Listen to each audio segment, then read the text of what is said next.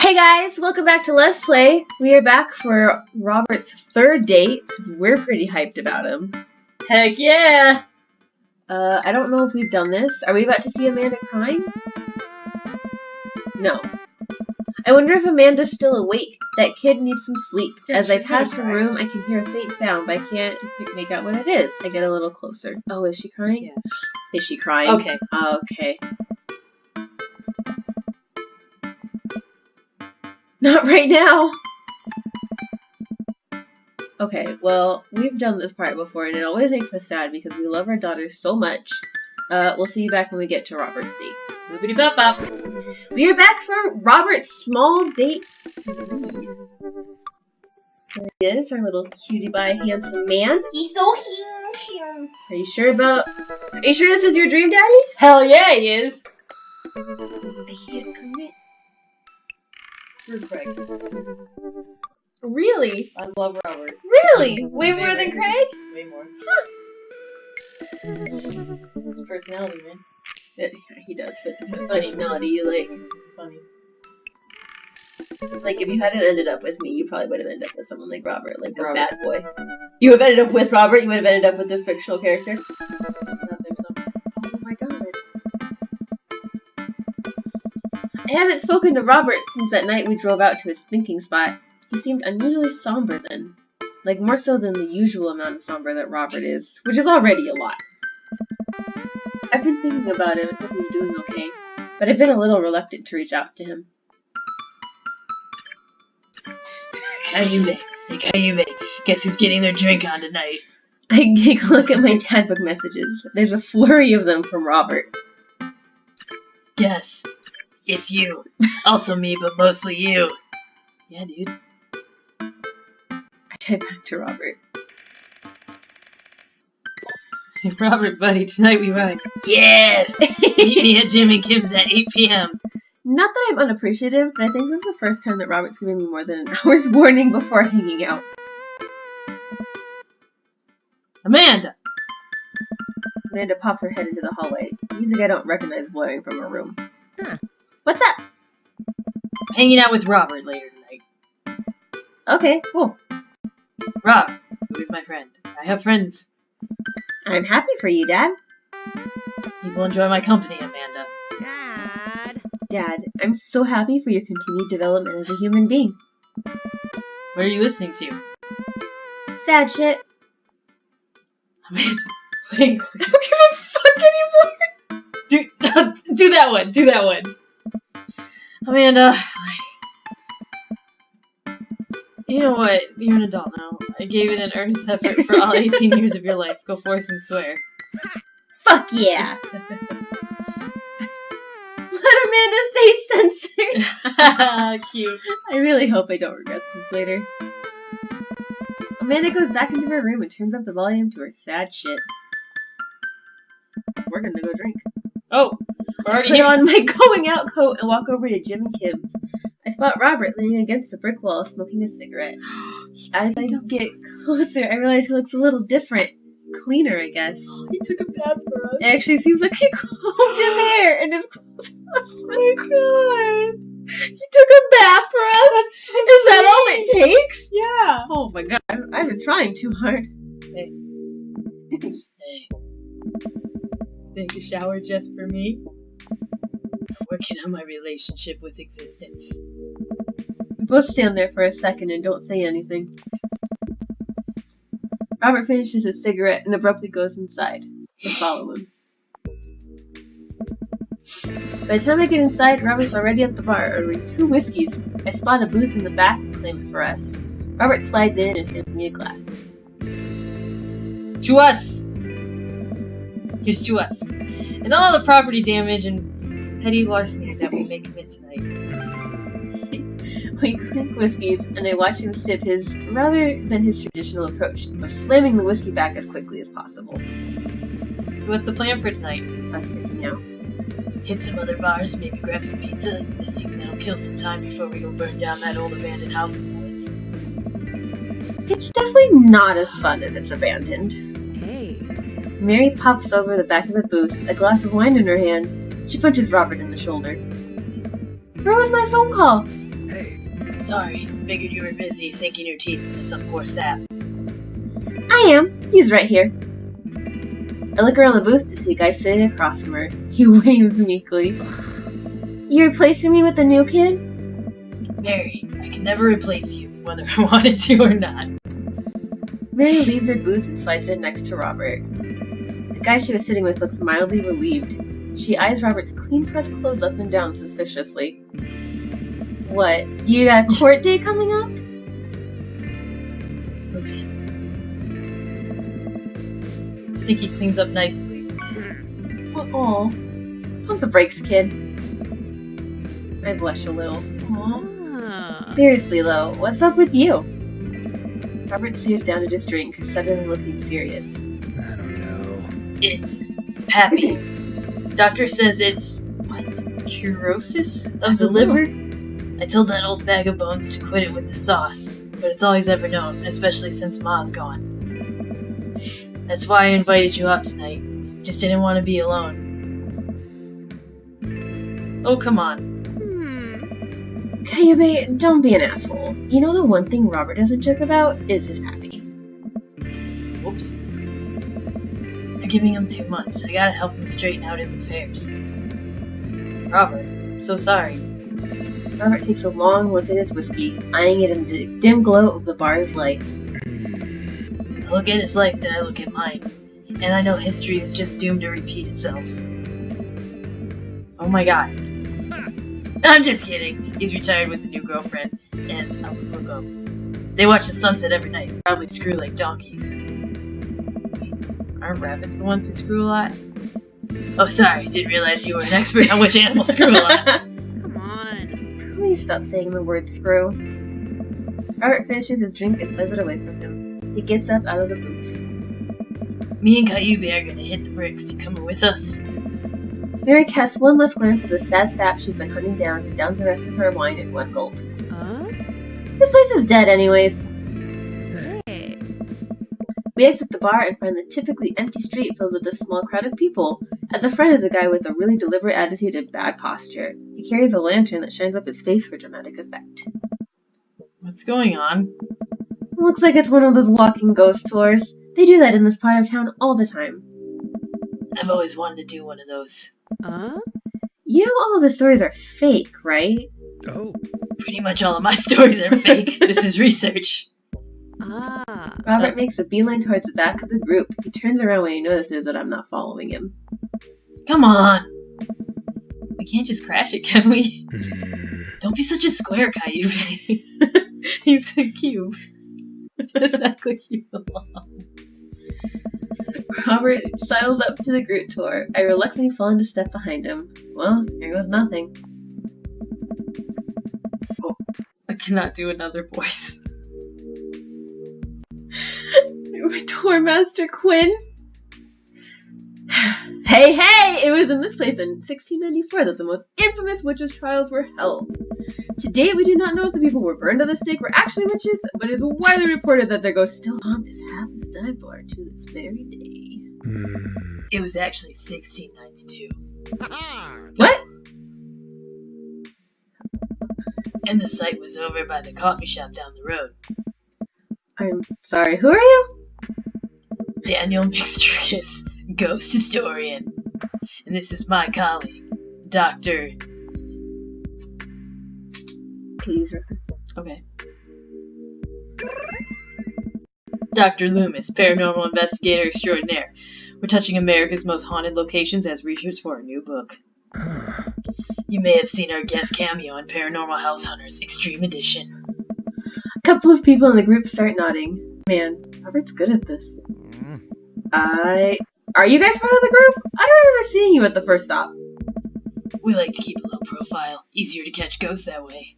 Oh. They've definitely been here. Been sitting next to them the whole time. Thank you, random lady who I do not know. Ah. As I was saying, the epic center of paranormal activity can be found at the Coffee Spoon over there. Oh, man's gonna fucking hate us. The man who runs it has been plagued by haunting since he signed the lease. Damn near driven him mad. Whatever you want to say is cool, I guess. It's your tour. Man, didn't know that about Matt. Wait, Robert's making this up. The rest of the tour group listens intently to Robert's every word. I think the tour guide can tell he's losing the group. He seems to be getting flustered. Thank you for your contribution and knowledge, Mr. McSurgis. Let's move on to the next Honda location. Robert, Mary, and I follow the group down the street.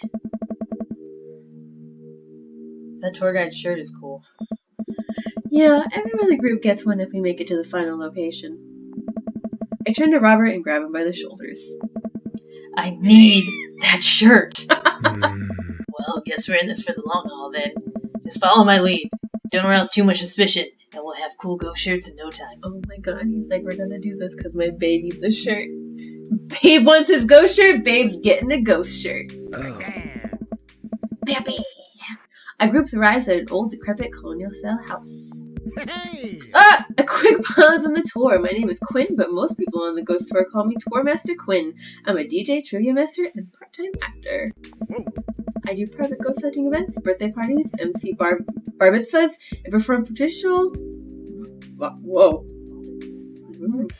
I mime. Hi, Mom.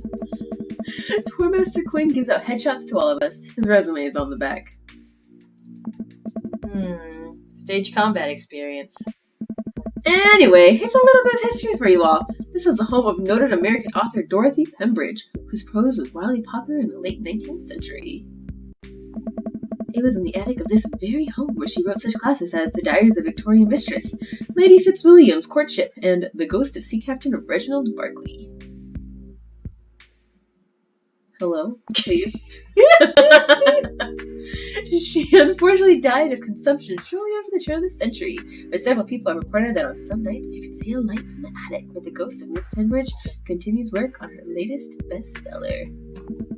I guess you could say that she was consumed by her work. I'm sad. No reaction from the crowd. This guy needs to work on his dad jokes. Actually, consumption is the popular cover-up. Little known fact is that it was a murder-suicide. That's the good stuff. I'm pretty sure she died of consumption. Oh. Sure. And we definitely didn't hire Stanley Kubrick to elaborately fake the moon landing. That's the watered-down, censored version they teach you at school. But if you can't handle the real story, I understand. It's not for the faint of heart. Can we... Hey. I think everyone would much rather hear what this world-renowned ghost historian has to say. Right, everybody? The group murmurs in agreement. This is a topic we cover extensively in our book, Dr. Loomis. Would you care to tell the story? Hey! Riff something highbrow. Ah, yes. Though it's rarely covered in traditional textbooks, Dorothy Pembridge was caught in a fierce rivalry with fellow local author, Arthur Livingston Price. Arthur's books were blatant rip-offs of Pembridge's work and constantly sold better. Pembridge was enraged by this and confronted Livingston Price at his home with plans to end his life. The bitter feud surprisingly blossomed into a torrid, passionate affair. After many months of secret courtship, Pembridge followed through with her original plan and poisoned Livingston Price in his sleep. Overcome with unexpected grief, Pembridge polished off the last of the poison and died by her lover's side. Reports say that couples who enter the house will no doubt doom their relationship to a bitter end. Man, I should bring my wife here. The entire tour group laughs heartily. I don't know. I'm kidding, my wife is dead. The crowd gasps. She was killed by a ghost. The crowd gasps again. I'm just messing with you guys. A nervous chuckle ripples through the crowd. She was actually killed by a car. Oh my god. The tour guide sees this as an opportunity to take back the group and addresses us with some razzle-dazzle. Haha, what an interesting story! Now, I just want everyone to know that the next location is extremely terrifying. If anyone thinks they can't handle it, feel free to excuse yourselves. Alright, I'm bored. Mary turns to a young guy looking at his phone and taps him on the shoulder. Hey, kid. Fancy buying a gal a drink? The guy looks up at her and smiles. No, it's a Mars. Honey, I can show you the most haunted place in town. My vagina. It's terrifying there. think I could exercise your demons, if that's what you're looking for. Don't write checks your dick can't cash, kid. His eyes go wide. Mary salutes me and Robert. She suddenly pulls me into a hug and murmurs into my ear. When you've known Rob for as long as I have, you know when something's wrong. Keep an eye on him for me tonight, okay? Aw. Aww. Sure, Mary. Good man. Mary pats me on the back and pulls away. She takes the guy's hand and leads him down the street. Take it sleazy, fellas. God help that poor soul. Mary or the kid? Both. Our last stop. This burial ground is such a hotbed of horrifying paranormal activity that I'm not even sure where to begin. There's the wailing ghost of the Wharfman, the vampire of Maple Bay, the children of the moonlight. What about the Dover ghost? By this point, the tour guide is clearly irritated with us. What about it? Oh, nothing. I just think it would be a crime to come all the way out to this cemetery, the actual origin of the one of New England's most notorious paranormal entities, and not even mention the infamous. I know. I'm my voice, and where am I? The ghost, the Dover ghost. He's here. That's not a real thing. That is absolutely not a real thing. I think someone needs to brush up on their paranormal history. I know tons about paranormal history. I know every ghost story in this area. I can guarantee there is one you don't know. Robert looks over at me and smiles. Would you folks care to hear the tale of how Loomis and I met? Nice. No. The entire group shushes the tour guide. Okay, fine. Tell the story. Well, it was a dark and stormy night. I wasn't always a paranormal investigator. Way back when, I was just a... That's the good stuff. traveling grifter. Oh, shit. Moving from town to town, always looking for my next mark. It wasn't an easy life, but I had fun. Taking from the rich, giving to the poor. Actually, also taking from the poor. I had a shaky moral foundation. I happened upon the quiet town of Maple Bay, quite by accident, but little did I know that the city had a dark side. Now, about the same time, I was just starting out as apprentice to the rather famous ghost hunter, who was an old family friend of mine. I carried the equipment, operated the EVP machine, all that. Wait, Yeah? who was the famous ghost hunter? Well, I don't like to name drop, but Georgia Mathers. The tour group gasps. Hey! Georgia Mathers? She's a legend! You know her? Knew her.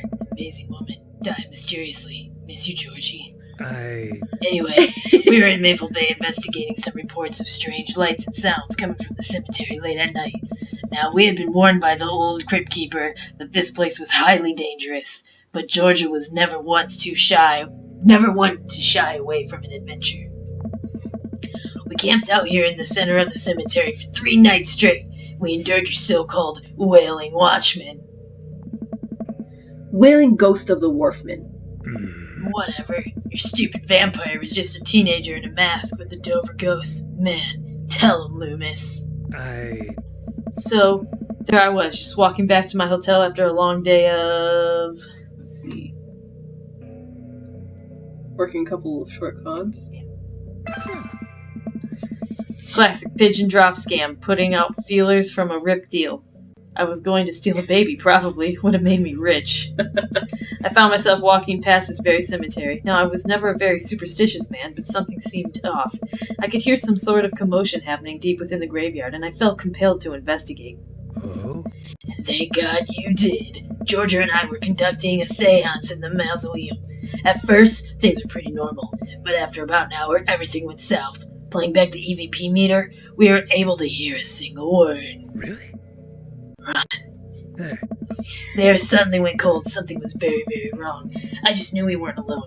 We started to hear this faint, distant scraping noise, like something being dragged across the ground. It got louder and louder until it was deafening. Some kind of demented howl. And then I felt it. Something, grabbing my ankle. Robert has the whole crowd hook, line, and sinker. You could hear a pin drop. I've only cried twice in my life. Once was at the birth of my daughter. The other was when that thing started dragging me. I wasn't sure where it was taking me, but I knew it was no place I wanted to go. I was sure I was going to die. The moment I crossed the gate into the cemetery, I heard this god-awful screeching. I ran into the mausoleum just in time to see a man being pulled across the floor by God. To this day, the mere thought of it ties my stomach into knots. He looked like a man, but like... I glanced at Robert.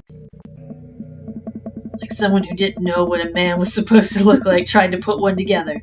The arms were too long. Its eyes glowed red. It was like a walking shadow. What I do, what any good person would do. I lunged for... Shoot, what was his fake name again? It's I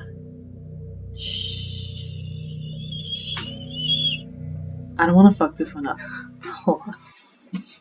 Is it David or Daniel?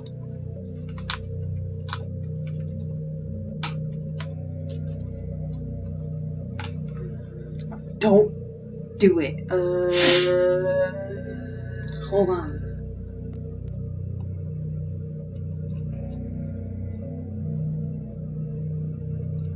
It's Daniel McSturgis. Daniel. I grabbed his hand and entered in tug-of-war with the unholiest of forces. Really? I thought I was gonna be torn in half. But I had God on my side. The pocket Bible I always kept on me fell out of my shirt pocket, and to this day I remember what passage it opened up to. Ecclesiastes 12:7. Then shall the dust return to the earth as it was, and the spirit shall return unto God who gave it. I have no idea where Robert pulled that verse from. With a horrifying growl, the entity finally relented. Daniel and I collapsed onto the ground, exhausted. We were both covered in blood. The damn creature clawed into my chest got me real good. Had to get 16 stitches. Robert pulls down the collar of his shirt to reveal a long, wicked scar across his pecs. Drew that just midnight. And that's how I got this scar. I followed Georgia Mathers to the ends of the earth. We faced exorcisms, demons, poltergeists that threw our equipment across the room. But I had never seen Georgia so scared. She was never the same after that. And neither was I. Watching what happened to Daniel and Georgia shook my faith. But I came out of that experience a better man and a better friend. And we've been brothers ever since. The tour group gives us a round of applause as Daniel, Robert, and I share an emotional hug. As he embraces me, I can smell the cologne on his neck. Wow, Robert does clean up good. Get it. Get it, I girl. find myself lingering a little too long on the yeah. hug. The tour guide seems to have bought it. Even he's wiping a tear from his eyes. Thank you. It's an honor to be able to share our story. Be sure to watch out for our book.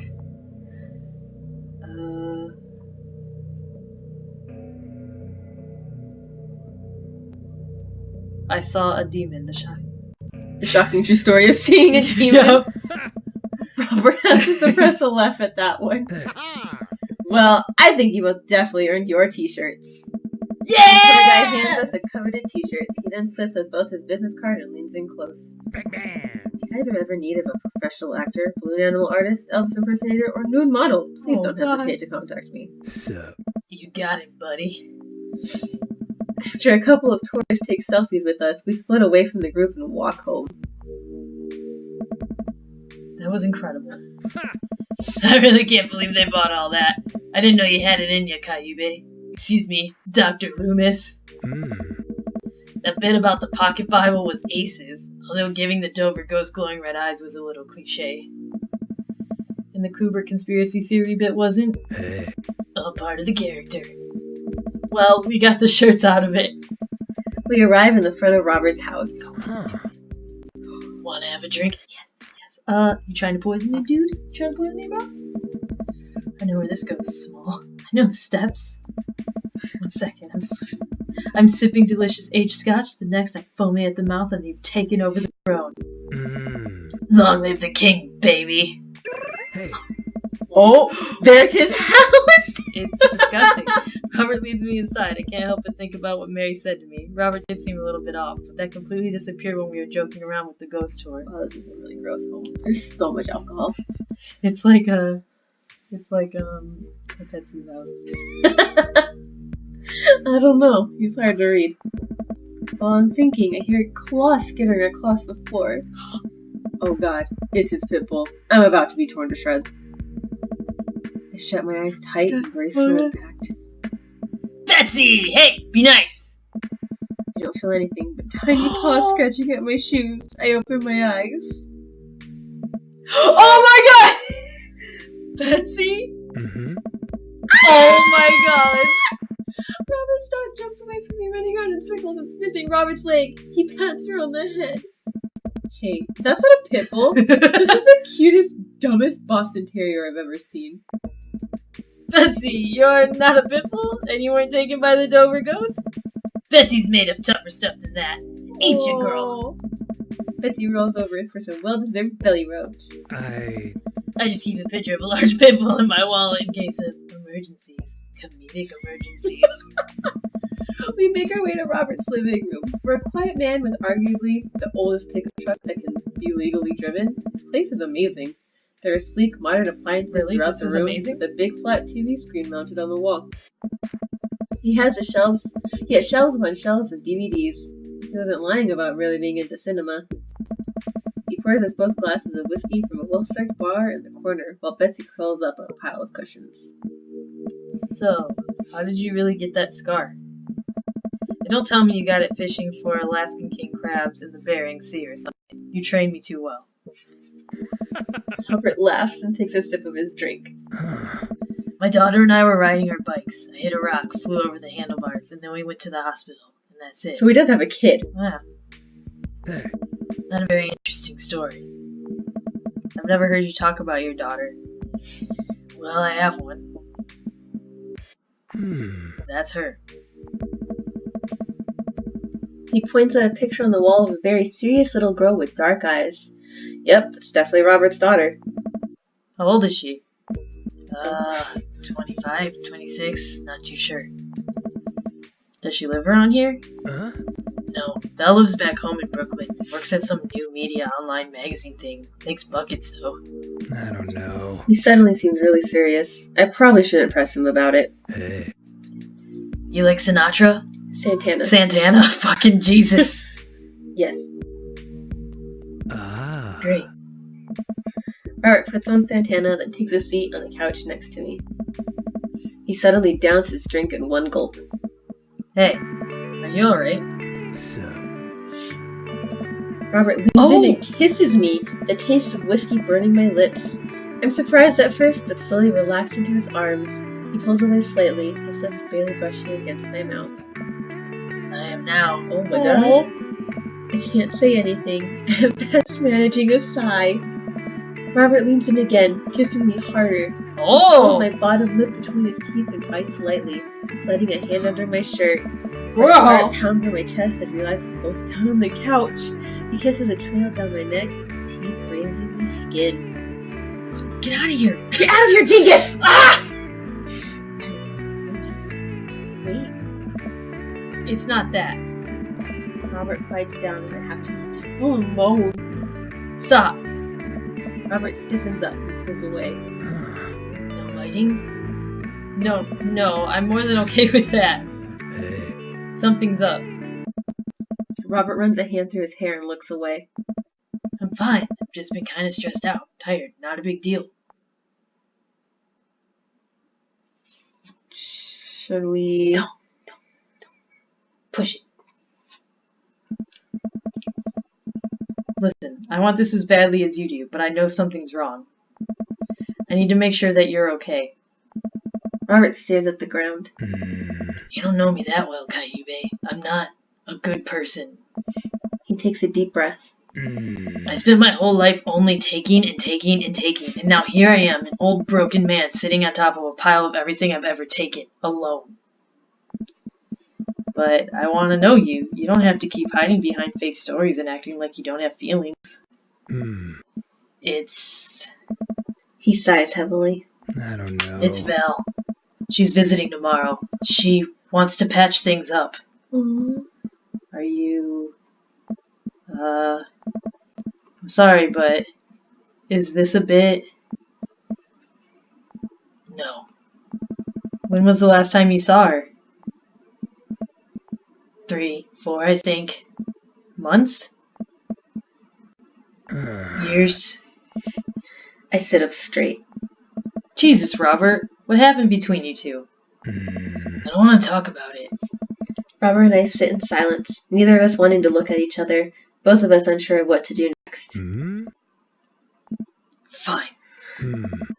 Things were already bad between us. I cared about her. I always did. Things just got in the way. Before I knew it, she was leaving for college, wanting nothing to do with me.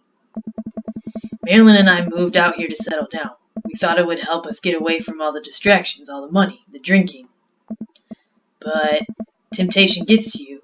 I tried to be better, but I just couldn't. And then the accident changed everything. I think every day about how she must have died hating me. I never became the better man that she wanted me to be, the one she's always saw in me. Oh my god, what happened? She was the last thread Val and I had connecting us together. I didn't know that when I lost my wife, I was going to lose my daughter, too. If his wife really did die, like in a car accident, I don't know what I'll do. Robert, I spent so much time chasing after things I thought were going to make me happy that I ruined my only real chance at happiness. Now my wife is dead and my daughter hates me. And then I convinced myself that this He gestures vaguely in my direction. was going to make me happy. Why do I even try anymore? I'm so sorry. I know how hard it is to... No, you don't. How could you possibly know how this feels? You did everything right. Your daughter loves you. You're a good person. I was a terrible husband, and I'm an even worse father. I have no idea why she's even bothering to contact me now. I know I'm just gonna fuck it up like I always do. I'm broken. I shouldn't even go. Robert puts his head in his hands. Tell him what he needs to hear. Nothing is going to change until you do. Robert pauses. He looks at me. There are a lot of things in my life that I regret, that I wish I could take back or do over, and it hurts so much to know that I can't. But what I can do, and what you have the privilege of doing tomorrow morning, is to wake up and try to be a better person than you were the day before. Things aren't going to fix themselves tomorrow or the next day, and patching things up with Val isn't going to solve all of your problems either, but nothing is going to change if you don't, and you can't love anyone until you stop hating yourself. And you're right, I don't know you that well, but you have the same capacity for good that we all have, and I know you can find it. Val is giving you a chance, don't waste it. But, Robert, listen to me. It's gonna be okay. But... I lean over and embrace Robert, pulling him in as tightly as I can. He buries his head into my shoulder, hugging me back. It's gonna be okay. I place a hand on the back of his head and stroke his hair. He shudders, then sobs, and I realize that he's crying. Thank you. We stay there for a while, holding each other. We both eventually drift off to sleep. Oh, I love them. my God, Robert. Oh dear, what do we get?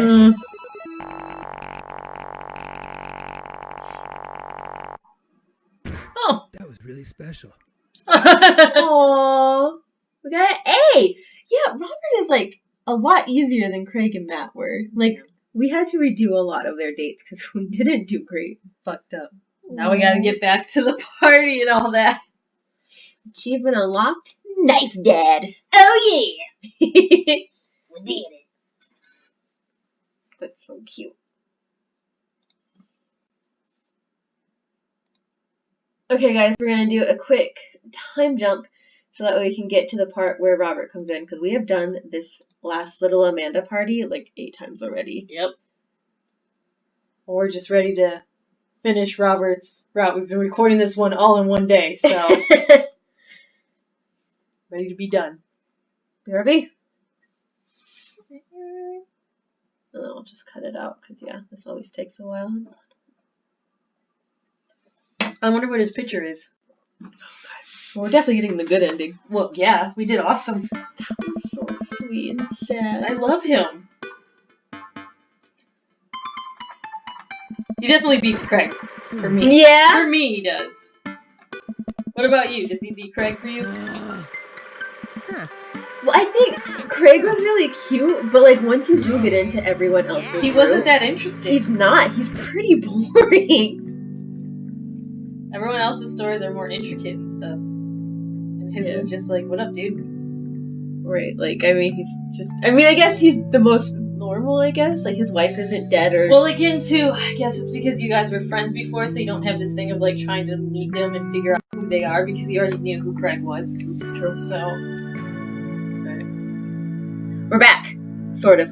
Hey, Mary. I walk over to Mary, who's having a lively conversation with Amanda. Listen, kid, you're gonna need some real life skills out there if you're gonna make it out in the streets. I'm going to college. Same thing. Look, I know you're not old enough to drink, right? And I know you're smart enough not to drink until you're of legal age. Hypothetically, if you were to drink, it'd behoove you to drink a glass of water between rounds. Got it. Hypothetically. And if you wake up with a headache, all you gotta do is take a jar of pickles and drink the pickle juice. You're gonna be fine. What's going on here? Girl talk. Mary turns back to Amanda. Now let me tell you about how to deal with a bad roommate. First thing to know, you get straight A's if they die during the semester. Mary! Mary! Relax, it's a myth. Supposedly. Look, against my better judgment, I leave them be. Me too. Is that Val? I don't think I recognize the girl by the snack table. I should go say hello. Hi, I don't think we've met. Oh, we've met years ago. And I'm here for my revenge. Is that how she sounds? Robert's kid, aren't you? Spot on, I guess. Makes you pay, huh? Yeah, it's nice to meet you. Glad Robert brought you along. He promised there would be free food, so it's kind of hard to pass up. And, look, I don't know you, but can I get where I'm gonna get real with you. My old man's real close book, you know? Me and him, we got a long way to go. You don't erase decades of neglect in a week, but you sure can get tired of staying angry about it. That kind of bitterness it poisons you. I think I'm too young for that. Anyway, lately he's been better, a lot better. Between him shaving for once and how much he talks about you, I get the feeling you have something to do with it. So, thanks. Robert means a lot to me. I'm glad he's getting better. Just keep an eye on him while I'm not around, okay? Or else I'll kill you. What? I'm kidding. Or am I? I don't know why I'm like this. I think it runs in the family. Amanda trots up to the conversation. Hey, I love your necklace. And your hair. And just, geez, your whole vibe is cool. Thanks. I like your jacket. My girlfriend collects pins too. She's gay. She's a little lesbian. Oh, this is my daughter Amanda. Amanda, this is Robert's daughter, Val. You two will be sisters. Nice meeting you. I heard you're a photographer. Aspire... That's you. Aspiring photographer. I went to school for it. You take pictures? That's usually what a photographer does. Then you're a photographer. Welcome to the biz. Val hands Amanda a business card. If you're ever looking for an internship, shoot me an email. Anyway, I need to go make friends with that woman over there who's dual-wielding wine glasses. Catch you later. Val walks away. She's so cool. She gave me her business card. She touched my hand. Congrats, you just networked for the first time. I'm a regular business lady now. Quarterly projection, stock market, synergy. While you're making a fortune as a businesswoman, I gotta keep this party going. Catch you around, Pops. Oh god, Oh, get no, out of no, here. Get out of here. No. Bro, get out of here! No, get out. No. Oh, your kids are cute. Bye. No. Everyone, get out! Oh, hey. Are you gonna Bye, speed Matt. this up with our voices? Yeah. Well, Amanda, yep, love you too. Picture of us. Love you. Here we go. I take a seat next to Robert as the last guest makes her way out of the party. My sakura tree. I planted just for these dates. Hey. Robert gestures vaguely to the snack table. Good stuff. Yep. So, I had a chance to talk to Val. Hey. She physically threatened you? Yeah, Hmm. that's my girl. She said you've been doing better. Trying to work on the vices. Okay, but also if she knew that Amanda did photography, that means that not only, like, Kyube is talking about his daughter, but then that means Robert is so proud of Amanda that he's talking about Amanda to Val. Yep. Oh my god. I also showered today. We sit in silence for a moment. You know, every day for me is a battle against my own self-destructive habits. But lately, it's gotten a little easier. Thanks for talking some sense into me. It's hard to get things through my thick skull sometimes, but what you said that night had actually helped. I'm glad. I like you, Kyube. I like you a lot. I haven't felt this way about someone in a long time. I lean in and kiss him for a moment before he pulls away. He takes my hand in his. What's up? You're special to me. But I have some stuff I need to work on, emotionally, before I can get into anything romantic with you. You deserve better than who I am right now. I need to be on my own for a bit, figure some things out. Of course. I think what you need right now is a friend, and I'm very happy to be that for you. Thank you. That means a lot to me. And if you're ever ready for more than that, you know where to find me. Let's hunt ghosts sometime? I would love that. I put my head on his shoulder and we watch the sun slowly dip below the horizon together. Is this a good end? We didn't stay with me. Fast forward this to your picture. I'll see that picture. Like, what? That didn't seem very What? good.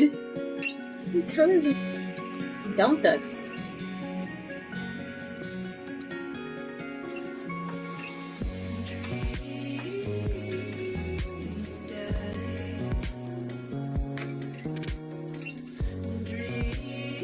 I mean, that's a cute picture. His little dog. Look, he carved the dog. Oh my god, that's so cute. I'm gonna look up this, So we don't know if we got the good end or not. I mean, me. it all seemed pretty positive. I don't know. But, that was Robert's route. So, cool. I guess next up is Damien. I've seen some stuff about him and he seems pretty cute. So, he's next. We will see you next time with more Dream Daddy. Bye, guys.